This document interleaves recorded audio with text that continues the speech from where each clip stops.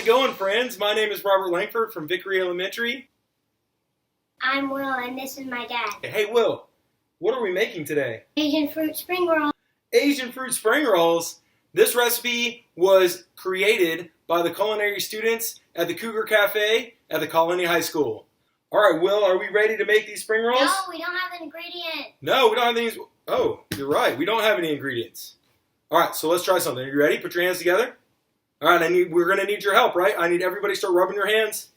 All right, and we're going to do a big clap on 3. 1, 2, 3. Whoa! What happened? That was awesome. Thank you all so much for your help. Okay, Will, what do we need to do to get started with making these spring rolls? We need to soak our spring roll wrapper. All right, Will, what are we doing next? We're chopping 1 strawberry into 5 slices. Next thing we need to do is we need to put them in a nice line right on our spring roll wrapper. Hey, Will, what are these? Water chestnuts. Water chestnuts. So we need to take just a few, and we're going to put them on top of your strawberries.